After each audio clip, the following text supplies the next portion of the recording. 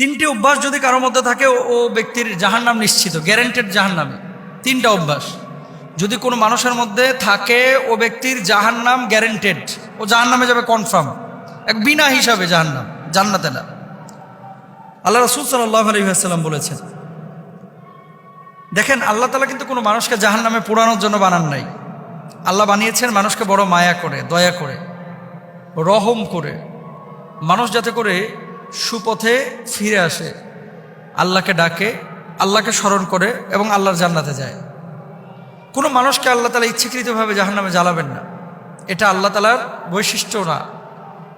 আল্লাহ সুবহানাহু ওয়া তাআলার সিফাতের মধ্যেও এটা পড়ে না। আল্লাহ গাফফার, আল্লাহ রহমান, আল্লাহ রহিম।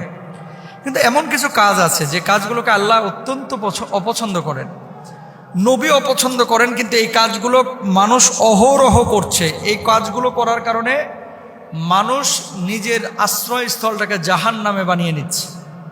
তারা কারা? এক নম্বর, রাসূল আকরাম সাল্লাল্লাহু আলাইহি ওয়াসাল্লাম বলেছেন, মুদমিনুল খামর, যে মানুষটা নিয়মিত মদ পান করে, বছরে একবার পান করলো সে কবিরা গুনাহ করেছে।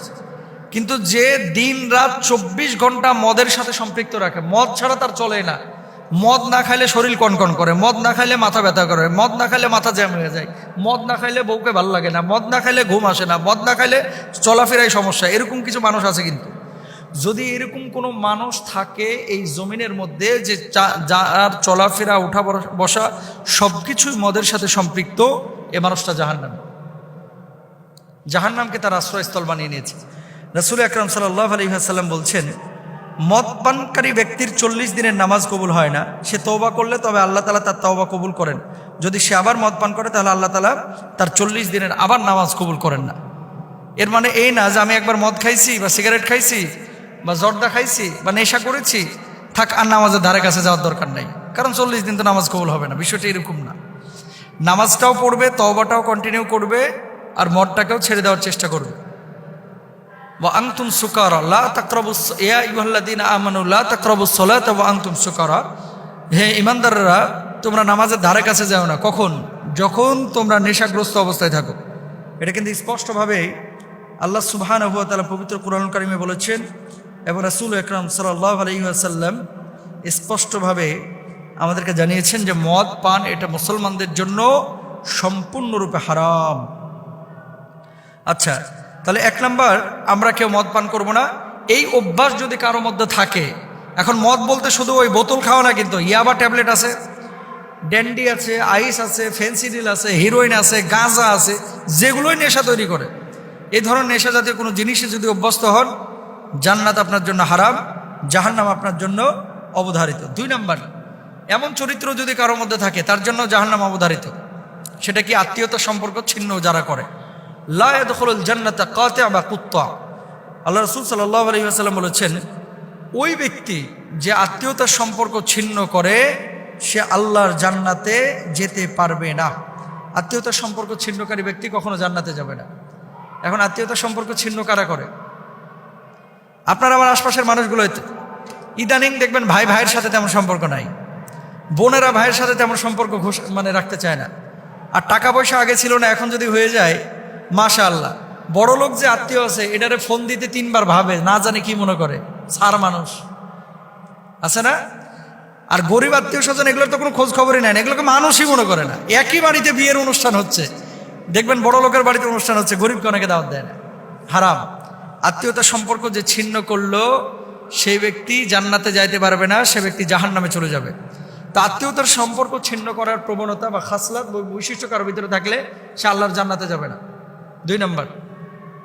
আর আত্মীয়তার সম্পর্ক আপনি কেন ছিন্ন করবেন? যেখানে আল্লাহ রাসূল বলেছেন, তুমি যদি তোমার হায়াতে এবং রিজকের মধ্যে ভরপুর বারাকা চাও, হায়াতটাকে যদি দীর্ঘ করতে চাও, মানে বরকতময় হায়াত চাও, আর যদি তুমি রিজকের মধ্যে প্রশস্ততা চাও, তাহলে আত্মীয়তার সম্পর্কটাকে ছিন্ন রাখো। এই আত্মীয়তার সম্পর্কটাকে তোমরা রক্ষা করে চলো। তাহলে আপনি আত্মীয়তার সম্পর্ক রক্ষা না করে যদি ছিন্ন করেন, আল্লাহর জাহান্নাম আপনার জন্য। 3 নাম্বার, এমন কিছু মানুষ আছে যারা জাদু টোনায় বিশ্বাস করে।